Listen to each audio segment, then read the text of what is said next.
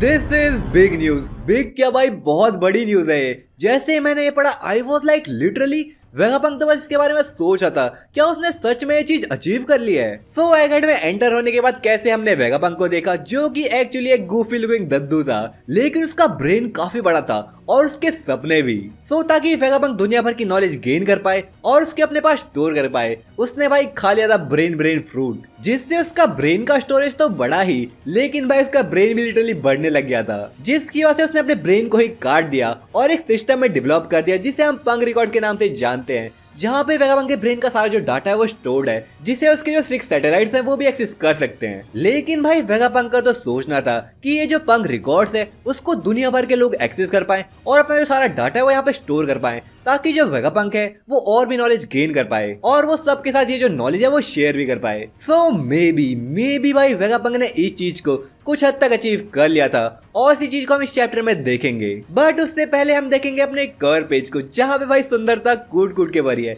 क्योंकि यहाँ पे हम कवर पेज में देखेंगे नामी, रॉबिन, हैनकॉक और काफी सारी लड़कियों को जो कि साथ बैठ के ड्रिंक्स एंजॉय कर रही थी। वेल चैप्टर में पहले हम वही देखेंगे जो कैरबू है वो कैसे ब्लैकबेर्ड से मिलने की बात कर रहा था और वो ये चीज भी रिवील कर देता कि उसके पास जो इन्फॉर्मेशन है वो टीच के काफी काम आने वाली है, जो कि बेसिकली एंशिएंट वेपन प्लूटन और पोसाइडन की लोकेशन है। मे भी और भी बातचीत देखे हम इन लोगों के बीच में और कुछ और भी यहाँ पे सीन हो, क्योंकि भाई अभी भी ये लोग आइलैंड के अंदर ही हैं और वहां से निकले नहीं है और इनकी जो शिप है वो एगेड के अंदर काफी पहले आ गई थी। तो एगेड अभी मरीन्स की शिप से घिरा हुआ है। सो आई डोंट नो कि वह नोगा शिप को टेलीपोर्ट कर सकता है या फिर नहीं, क्योंकि उसने खुद यहाँ पे कहा था कि अभी वो ट्रेनिंग में है और उसने अपनी एबिलिटीज को मास्टर नहीं किया है। फ्रैंकी का यहाँ पे जो ग्रुप था वो एगेड के नॉर्दर्न कोस्ट की तरफ भाग रहा था, जहाँ पे उनका सामना कुछ मरीन से भी होगा, लेकिन क्योंकि भाई एगेड के जो नॉर्दर्न कोस्ट है वहीं पे जायंट वॉरियर पायरेट से, जहाँ पे डॉरियर ब्रॉगी भी है, तो यहाँ पे डॉरियर ब्रॉगी से उनकी मुलाकात होगी और वही लोग उन्हें बचाएंगे। अब मे भी यहाँ से वो लोग उनकी शिप में चले जाएं, क्योंकि भाई लेवोस में जाने का कोई रास्ता अब नहीं है, क्योंकि जो वैक्यूम रॉकेट था वो भी डिस्ट्रॉय हो चुका है,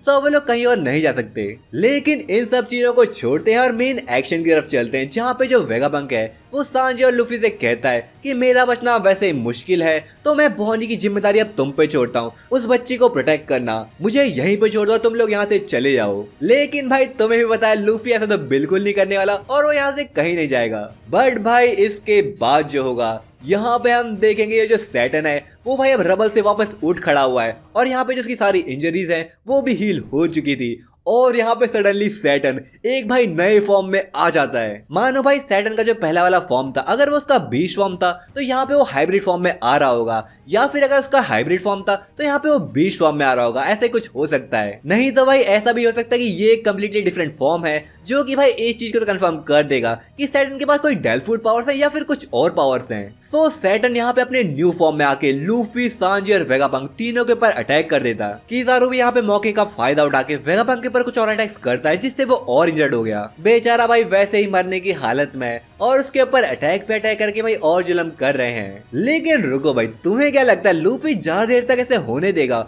और अपनी आंखों के सामने अपने दोस्तों को पिटने देगा? सो इससे पहले कि यहाँ पे सांजी और वेगापंक और ज्यादा इंजर्ड हो, लूफी भाई यहाँ पे सैटर्न और किजारू दोनों के अटैक्स को एक साथ रोक लेता और दोनों को अकेला ही संभाल रहा है और मे भी आगे भी संभालने का इरादा है भाई, क्योंकि लूफी सांजी को वेगापंक को लेके यहाँ से चले जाने को कहता है और लूफी अब किजारू और सैटर्न दोनों से फाइट करेगा। वेल हम तो यहाँ पे सांजी से किजारू देखने का सोच रहे थे, लेकिन यहाँ पे लूफी तो दोनों को अकेले पेलने की फिराक में है। तुम्हें क्या लगता है भाई लूफी दोनों को अकेले संभालने के कैपेबल है? क्या वो इतना पावरफुल बन चुका है कि एक एडमिरल और एक गोरसी जिसके पास ना जाने कौन से मिस्टीरियस पावर्स हैं उनको भाई अकेले संभाल पाए? कमेंट करके यार मुझे फटाफट से बताओ। वेल मैंने तुम्हें चैप्टर का टाइटल नहीं बताया ना, सो भाई चैप्टर का टाइटल है वर्ल्ड प्लीज रिस्पॉन्ड। अब भाई ये जो टाइटल है इसको सुनकर तो मेरा शक और ज्यादा बढ़ गया कि जो वेगापंक है वो भाई पूरी दुनिया से बात करने की कोशिश कर रहा है, क्योंकि चैप्टर के एंड में जो वेगापंक है वो पूरे वर्ल्ड को एक मैसेज देना चाहता है और मे भी यहाँ पे वेगापंक टेस्ट कर रहा है कि वर्ल्ड के जो लोग हैं